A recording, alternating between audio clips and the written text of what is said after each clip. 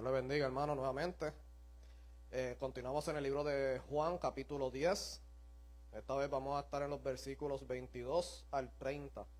22 al 30.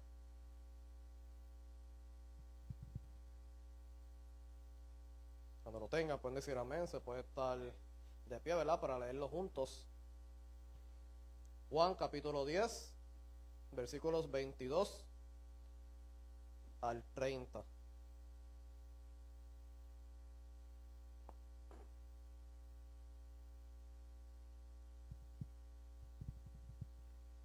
¿Lo tienen, hermano? Amén. Vamos a leer, hermano. 22 al 30, sí. En esos días se celebraba en Jerusalén la fiesta de la dedicación. Era invierno y Jesús andaba por el templo en el pórtico de Salomón. Entonces los judíos lo rodearon y le decían: ¿hasta cuándo nos vas a tener en suspenso? Si tú eres el Cristo, dínoslo claramente. Jesús le respondió: solo he dicho a ustedes y no creen. Las obras que yo hago en el nombre de mi Padre, estas dan testimonio de mí. Pero ustedes no creen, porque no son de mis ovejas. Mis ovejas oyen mi voz, yo las conozco y me siguen. Yo les doy vida eterna y jamás perecerán, y nadie las arrebatará de mi mano. Mi Padre que me las dio es mayor que todos, y nadie las puede arrebatar de la mano del Padre. Yo y el Padre somos uno. Padre, te damos gracias, mi Señor, por este tiempo. Te damos gracias, Señor, por tu palabra. Y te damos gracias, Señor, por este estudio que estamos haciendo, mi Dios, mi Señor, en el Evangelio de Juan. Porque a través de este, Señor, hemos podido verte claramente a ti. Hemos podido, Señor, conocerte más. Hemos podido, Señor, estar asombrados de tu majestad, de tu poder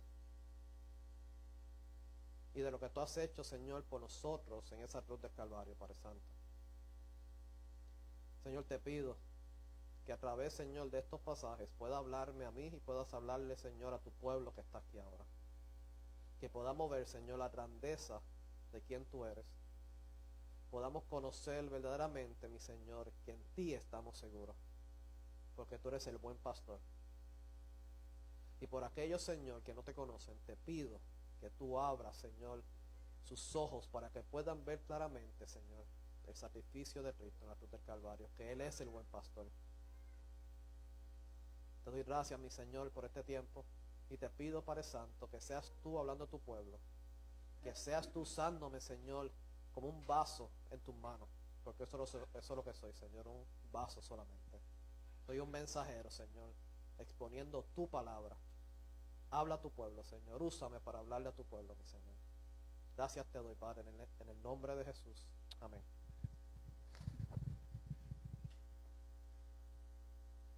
Como título del mensaje, ¿verdad? Le quise poner en manos seguras del buen pastor. Pero sabemos lo que significa el estar seguros en Cristo.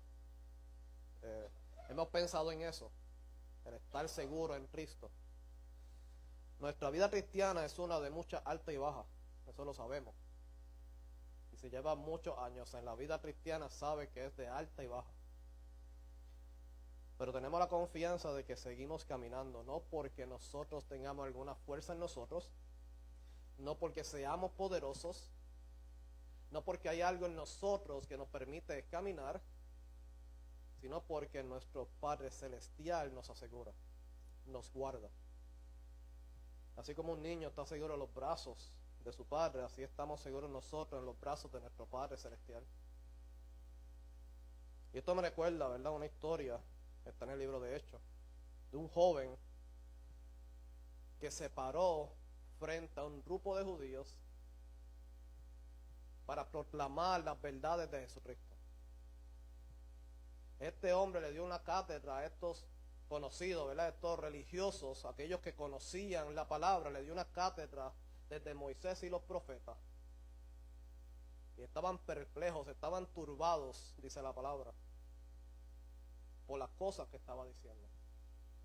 Al final de toda esa cátedra, Él les dice: ustedes que son tercos e incircuncisos de corazón y de oídos, resisten siempre al Espíritu Santo, como hicieron sus padres, así hacen también ustedes.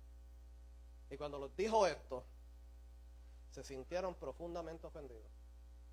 Se ofendieron de tal manera que crujían los dientes contra Él. Pero Él, lleno del Espíritu Santo, fijó los ojos al cielo, vio la gloria de Dios y a Jesús de pie a la diestra de Dios y dijo: veo los cielos abiertos y al Hijo del Hombre de pie a la diestra de Dios. Y cuando dijo eso, lo apedrearon. Este joven cerró sus ojos por última vez, pero cuando los abrió estando cerca de su maestro. Ahora, ¿por qué estoy diciendo esta historia? Estoy hablando de la seguridad en Cristo, porque le estoy contando una historia con un joven que termina muerto. Porque la vida cristiana, hermanos, aunque estamos seguros en Cristo, no significa que nunca vamos a sufrir. No significa que nunca vamos a pasar persecución.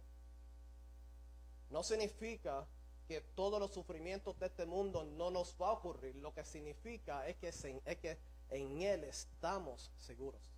Pase lo que pase, estamos seguros en Él. Fíjate lo que dice el texto. Dice que Él vio a Jesucristo, a Jesús, de pie a la diestra de Dios. Este es el único pasaje que nos dice que Jesús está de pie a la diestra de Dios.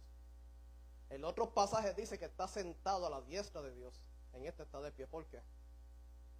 Porque en este momento, cuando este joven cerró los ojos y los abrió, vio a Jesús delante de él, de pie para recibirlo. Estuvo completamente seguro hasta el final. El Señor lo preservó. Y aunque perdió su vida, fue voluntad del Señor de que no fueran estas personas. Así que en el texto de hoy, hermano, y la idea central que quiero compartirles es esta: conociendo que el Padre y el Hijo son uno, tenemos la confianza que aquellos que son de Cristo seremos guardados por Él y que nunca seremos arrebatados de su mano. Y eso es una gran confianza y eso debe ser un consuelo para nosotros, de que nunca seremos arrebatados de su mano. Así que comencemos, ¿verdad?, con los primeros dos versículos. Versículos 22-23, ¿verdad? En esos días se celebraba en Jerusalén la fiesta de la dedicación. Era invierno y Jesús andaba por el templo en el pórtico de Salomón. Ahora, cabe notar, ¿verdad?, que entre el versículo 21, que fueron los versículos anteriores que nuestro pastor predicó la semana pasada, y el versículo 22, habían pasado unos 2 meses. No es el mismo transcurso del tiempo ahí, habían pasado unos 2 meses. Porque aquellos estaban en la fiesta del tabernáculo, ahora están en la fiesta de la dedicación, y esto entonces pasó unos 2 meses después. Y esta es la escena que nos presenta dónde estaban y lo que se celebraba. Estaban en Jerusalén, en la fiesta de la dedicación, que le voy a explicar lo que es. Era invierno y Jesús andaba por el templo en el pórtico de Salomón. Ahora, esta fiesta, la fiesta de la dedicación, ¿verdad?, no eran de origen bíblico. Esta fiesta tú no la ves en el Antiguo Testamento porque no está ahí. Esto había sido instituido por Judas Macabeo en el año 164.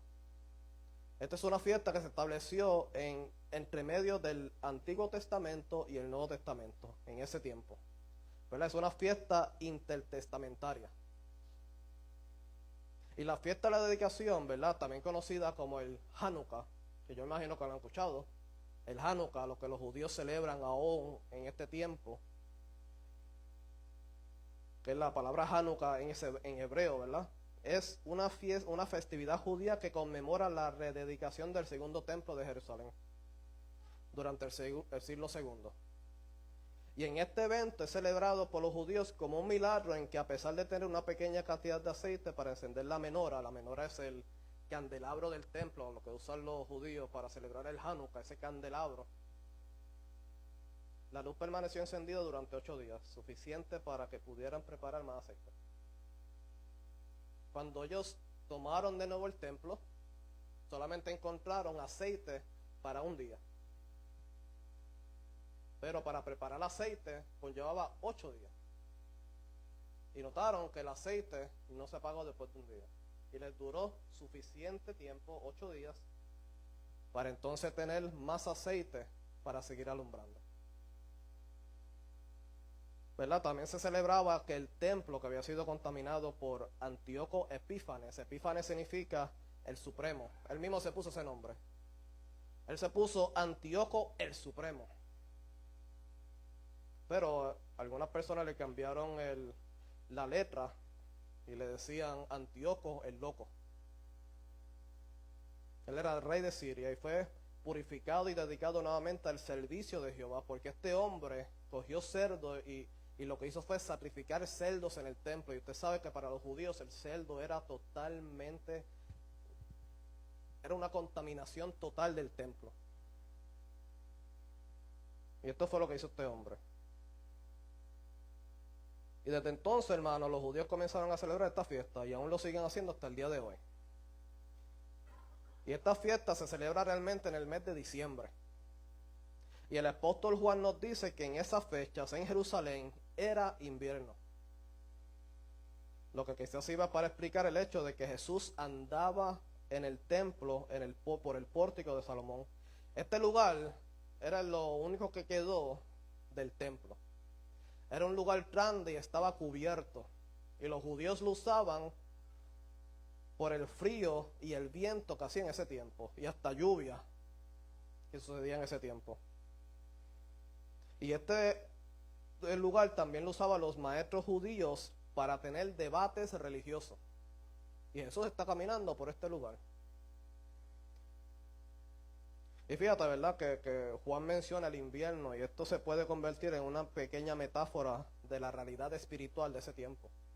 La frialdad que había en sus corazones. Quedaba poco tiempo ya antes de que Jesús fuera crucificado. Y el hecho de que Juan menciona que era invierno, ¿verdad? Podemos verlo de esa forma también, ¿verdad? La frialdad del tiempo, no solamente del clima, sino de los corazones de la gente allí.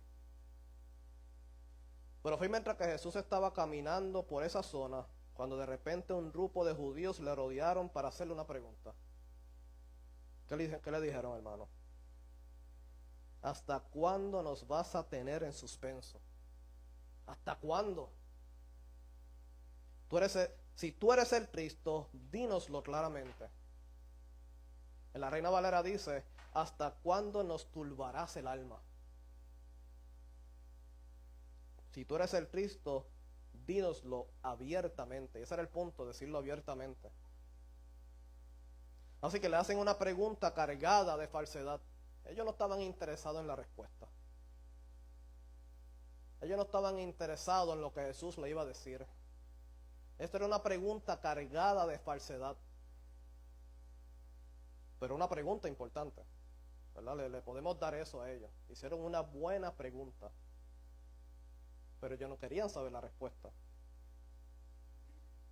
El propósito de la pregunta era realmente tratar de sorprenderlo en algún tipo de pecado para poder apedrear, lo que trataron de hacer en varias ocasiones anteriormente también. Pero este era el punto. Por eso le dicen, ¿verdad? Dínoslo abiertamente. Pero sabemos, ¿verdad?, que en muchas ocasiones Cristo les dijo exactamente quién era. Jesús nunca tapó quién era Él. Él les dijo exactamente quién era Él.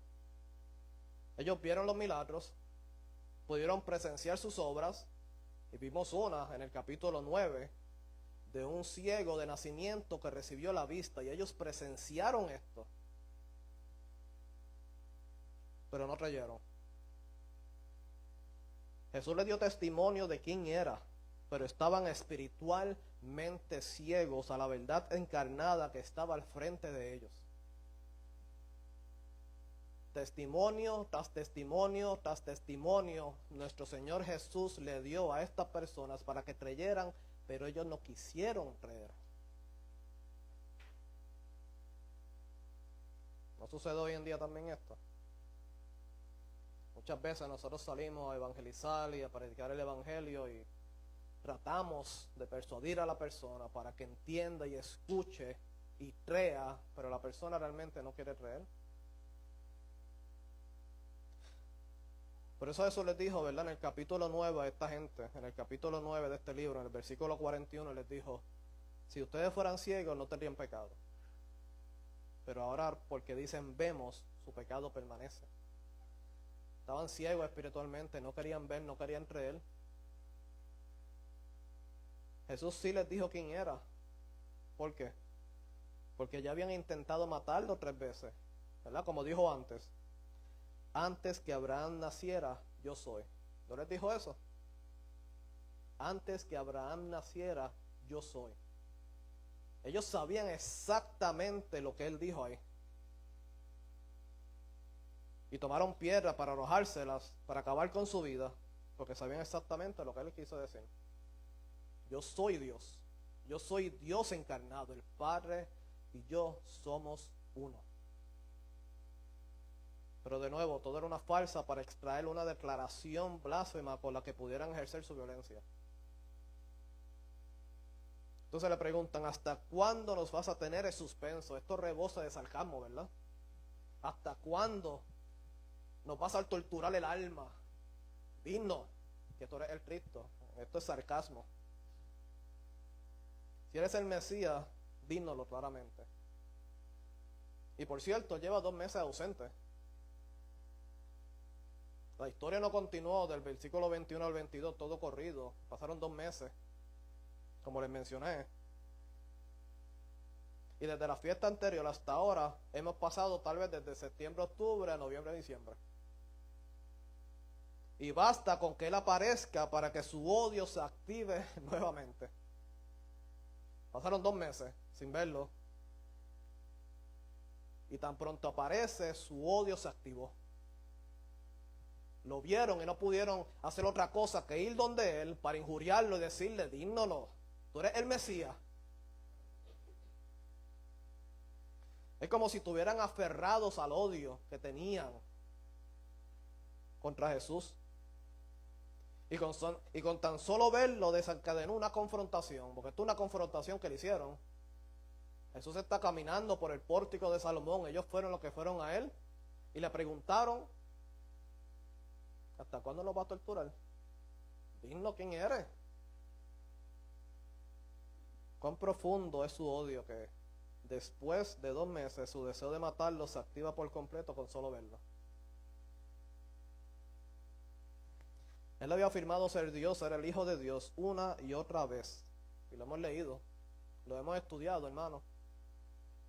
Lo vimos en el capítulo 5, lo vimos en el capítulo 6 y lo hemos visto en el capítulo 8.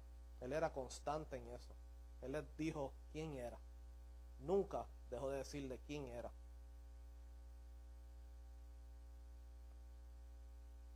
Así que su pregunta es realmente una de fraude.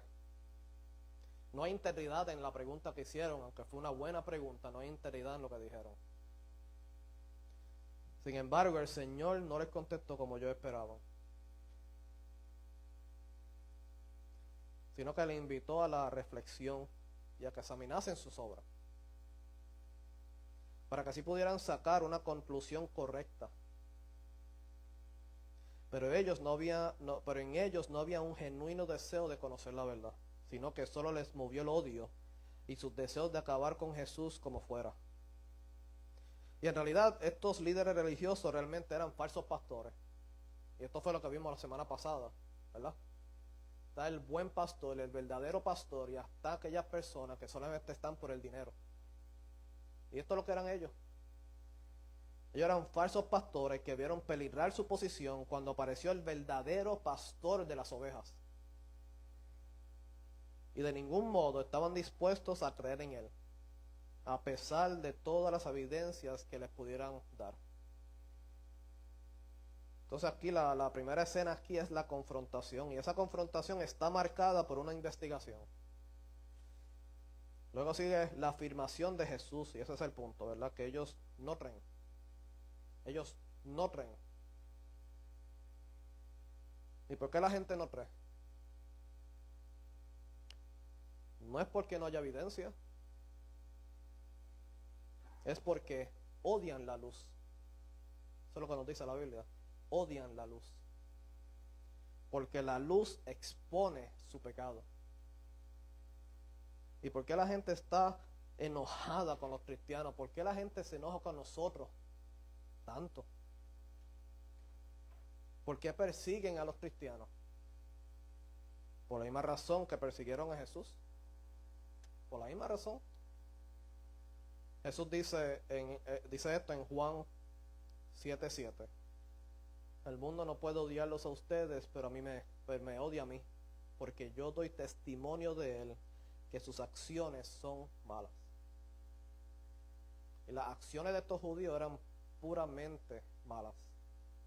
Eran diabólicas. Y él los expuso a la luz.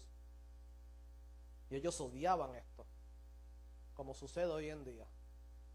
Ellos odiaban eso. Y cuando predicamos el evangelio, eso es lo que va a suceder. La gente se va a enojar. La gente nos va a odiar. Pero estamos seguros en él. Pero tampoco creen porque no son de sus ovejas. Versículo 26-27 dice: pero ustedes no creen porque no son de mis ovejas. Mis ovejas oyen mi voz. Yo las conozco y me siguen. Y aquí entramos nuevamente en lo que Jesús enseñó en los versículos anteriores, hablando de que Él es el buen pastor. Jesús le responde claramente. Siempre les ha respondido claramente. El versículo 26, ¿verdad? Bien interesante porque dice: pero ustedes no creen porque no son de mis ovejas. El hecho de que no creen es porque no son de Él. No son llamados por el Padre. Ellos no creen porque no están escuchando. Ellos no creen no porque no están escuchando, sino que no creen porque no son de las ovejas de Jesús. Y como les mencioné, ellos no están interesados en Jesús, solo lo querían matar. Y este pasaje nos muestra, podemos ver dos cosas. Podemos ver que los verdaderos creyentes escuchan la voz de Jesús y viven en obediencia. Y podemos ver que los verdaderos creyentes permanecen en Él, no por nuestras fuerzas, sino porque Jesús nos hace permanecer. Estamos guardados en Él. Así que los verdaderos creyentes escuchan la voz de Jesús y viven en obediencia. ¿Cómo hacemos esto? ¿Cómo escuchamos la voz de Jesús? ¿Cuánto tiempo pasas en la palabra? ¿Es la palabra de Dios tu delicia de cada día? Aun cuando no tienes deseos de leerla, estudiarla, lo haces como quieras. La forma de escuchar la voz de nuestro Señor es a través de la palabra. Y si no pasamos tiempo en ella, ¿cómo vamos a saber cuál es su voluntad? ¿Cómo vamos a saber lo que Él nos dice para ese día? Los verdaderos creyentes permanecen en Él no por nuestras fuerzas, sino porque Jesús nos hace permanecer.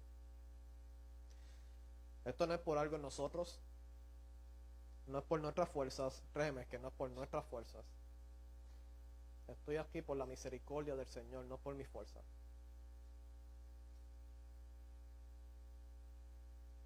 Así que hermano, si tú estás aquí hoy, no es porque tú tienes una fuerza tremenda, no es porque hay algo especial en ti, es porque Dios te ha traído aquí.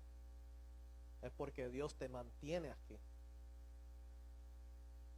No son por nuestras fuerzas, sino por la misericordia y la gracia de Dios que nos hace permanecer. Y eso debe ser de consuelo en nuestras vidas. De que yo no tengo que hacer algo para permanecer en Él, sino que Él me da la fuerza y la gracia necesaria para el día para poder permanecer en Él. El Señor nos da lo que nosotros necesitamos de día a día. Yo diría que de segundo a segundo, minuto a minuto, de hora a hora, de día en día.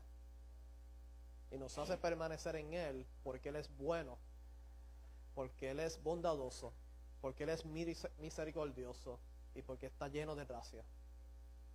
Y eso debe ser consuelo para nosotros en este tiempo que estamos viviendo. Es un tiempo de dolor, sufrimiento. nos gozamos de que el Señor nos hace permanecer y estamos seguros en Él. Estamos seguros en sus brazos, hermano. Y como veremos próximamente, ¿verdad? Los versículos que siguen, nunca seremos arrebatados de su mano.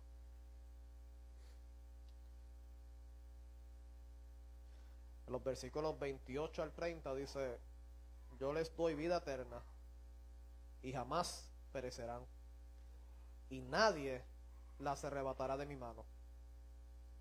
Mi Padre que me las dio es mayor que todos, y nadie las puede arrebatar de la mano del Padre. Yo y el Padre somos uno. Jesús no está diciendo aquí que a los que le siguen, que son sus ovejas, les da vida eterna también. Nos está diciendo aquí, ¿verdad?, que a los que le siguen, que son sus ovejas, les da vida eterna. Pero también nos está diciendo que nadie las puede arrebatar de la mano del Padre. Ahora, algunas personas que dicen, ¿verdad?, que aunque nadie nos puede arrebatar de la mano de Cristo, nosotros mismos podemos salirnos de su mano. Hay personas que piensan esto. Aunque dice eso, nosotros mismos nos podemos salir de la mano del Señor. Pero no hay realmente una lógica en eso, no hay sabiduría en eso que están diciendo. Eso es un argumento débil. ¿A qué se refiere la palabra nadie? ¿Qué significa eso? Nadie. Nadie nos puede arrebatar de la mano del Padre. Nadie, ni aun nosotros mismos que estamos en sus manos. Nadie nos puede arrebatar de Él. Nadie. No tenemos que estudiar un seminario y teología para entender esto. Nadie es nadie. Ni aun nosotros mismos que estamos guardados en sus manos nos podemos salir de ella. Y eso es lo grandioso de esto. Y esto es lo grandioso, que muchas veces nosotros caemos, pecamos contra nuestro Señor y pensamos: Señor, ya, lo perdí. No, hermano. No. Entonces el sacrificio de Cristo no cuenta para nada si es así. Nadie te puede arrebatar de su mano. Si pecaste contra Él, la Biblia dice en 1 de Juan que abogado tenemos a Jesucristo el justo, que nos perdona de todo pecado y nos limpia. Venimos a Él y Él nos recibe nuevamente. Pero más asombroso que eso es la frase que dice: jamás perecerán. ¿Y qué está diciendo aquí? En la construcción del griego de esta frase, ¿verdad?, es bien enfático. Y esto se puede traducir de esta forma: y con toda certeza no perecerán jamás. Con toda seguridad, con toda certeza, nunca perecerán. Oh, hermano, glorioso eso. Glorioso conocer esa verdad, que en Cristo no seremos arrebatados de su mano. Y que en Cristo no vamos a perecer. Hay una certeza, una seguridad en eso de que nunca pereceremos. Entonces esto es lo que está diciendo Jesús, que los que son sus ovejas y les ha dado vida eterna y le siguen, primero, nunca perderemos nuestra salvación. Nunca seremos separados de Cristo y nunca pereceremos. Tenemos la confianza que Jesús, siendo completamente Dios, nos guardará hasta su venida. Tenemos una verdad profunda en conocer que Jesús y el Padre son uno. Conociendo esto, ¿verdad?, sabemos que las palabras de Jesús son verdaderas y que siempre permanecerán. El Padre y yo somos uno. Esto no lo dice cualquier otra persona, porque Jesús no era simplemente, ¿verdad?, no era un profeta de esos que vinieron del Antiguo Testamento. Jesús no era cualquier hombre. Jesús es el Hijo de Dios. Y cuando dice palabras como estas, hermanos, tenemos toda la seguridad eterna tenemos toda la seguridad de que son verdaderas. Voy a leerlo de nuevo. Yo les doy vida eterna y jamás perecerán. Una eternidad con Él. Y nadie las arrebatará de mi mano. No importa lo que pase en esta tierra, nadie te va a arrebatar de la mano del Padre. Mi Padre que me las dio es mayor que todos.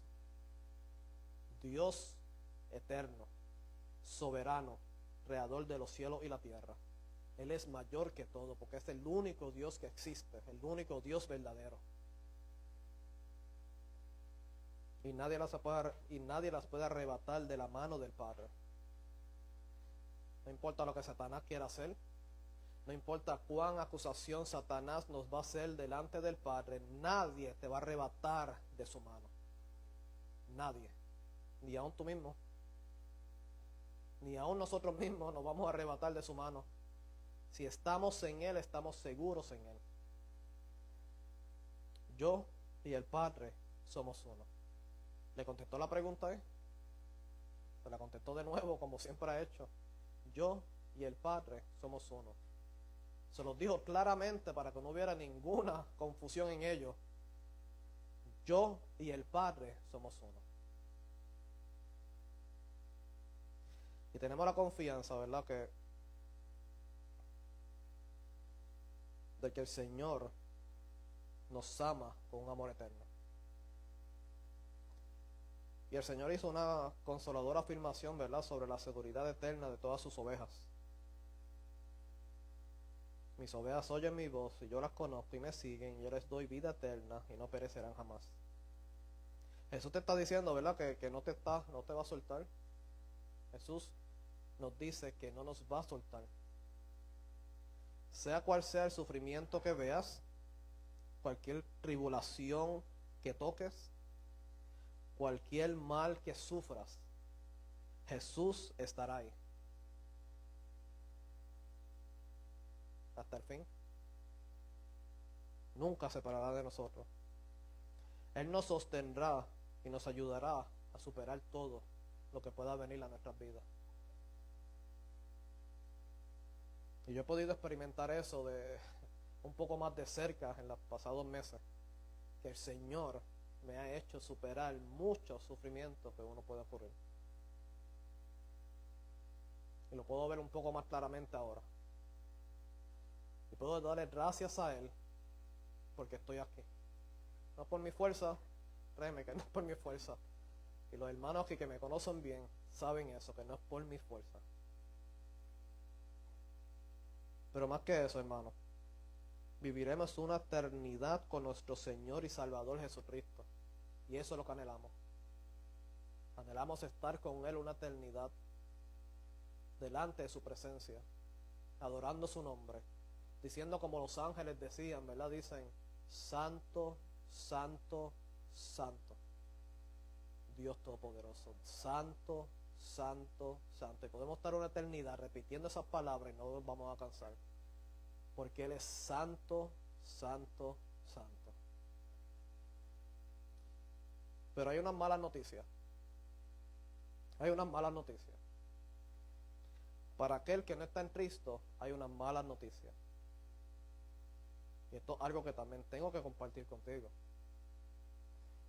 Si no eres salvo, estás perdido en tus delitos y tus pecados.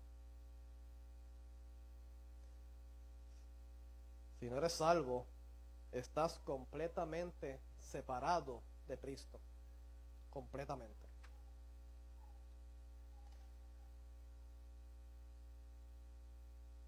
Si no eres salvo, vas a perecer. Como toda persona va a perecer. Nadie vive para siempre.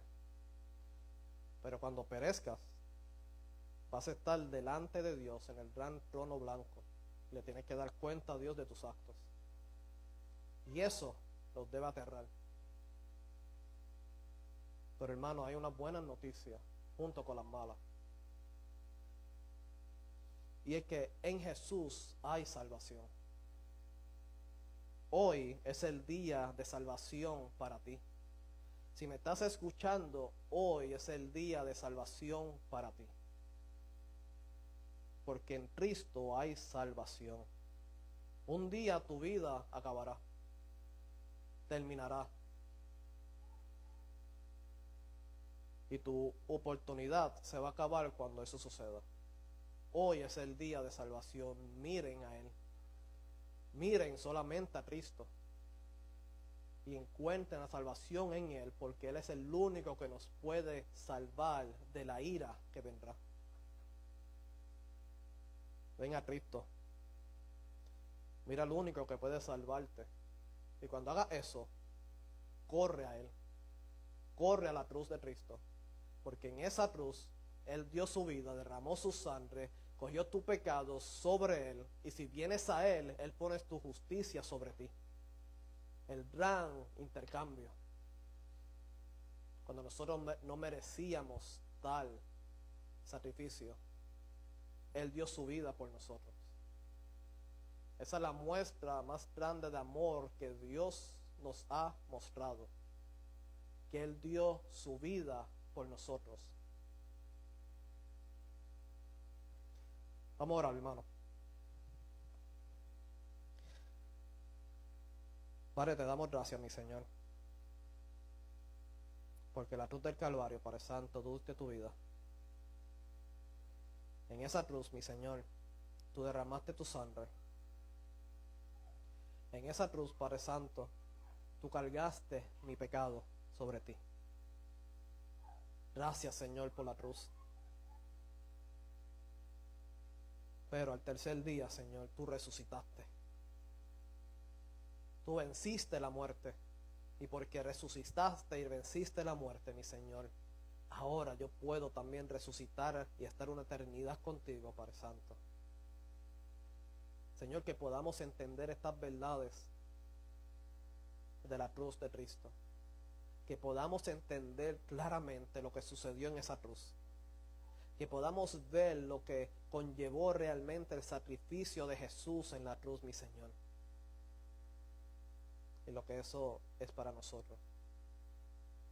Que podamos entender, Señor, que en ti, si estamos en ti, estamos seguros para siempre. Permaneceremos y tendremos una vida eterna contigo, Padre Santo. Y que nunca vamos a ser arrebatados de tu mano. Que estas son verdades, Señor, que nosotros podamos meditar y pensar cada día de nuestras vidas. Porque son ciertas. Porque son verdades, Padre Santo, que nos anima, que nos hace, Padre Santo, seguir sirviéndote a ti. Porque queremos servirte a ti, mi Dios. Señor, gracias te doy por tu palabra y por las verdades que están en ella. Que seas tú, Señor, abriendo nuestra mente, nuestros ojos, Señor, nuestro corazón, para poder entenderla y recibirla. Pero no que se quede en nuestra mente, mi Señor, sino que pueda bajar de nuestra mente a nuestro corazón para poder vivirla, mi Señor. Vivirla para ti. Gracias te doy, Señor, por este grupo de hermanos y hermanas que están aquí y por las visitas que nos acompañan, Padre Santo. Y te pido, Señor, que tú hables en nuestras vidas para que podamos aplicarla diariamente. Y a las visitas, Señor, que nos acompañan, Señor, si no te conocen, que puedan, Padre Santo, verte a ti claramente. Que la vendas así queda de sus ojos, mi Señor, y puedan ver la cruz de Cristo. Y te pido, Señor, por cada persona que pueda más adelante ver este video, que puedan, Señor, mirarte a ti. Y puedan, Señor, ser salvos de esta generación perversa. Gracias te doy, Señor, por todo. Gracias te doy, mi Señor, por todas tus bendiciones y tu bondad y tu gracia para con nosotros. Gracias te doy, Padre Santo, en el nombre de Jesús. Amén y amén.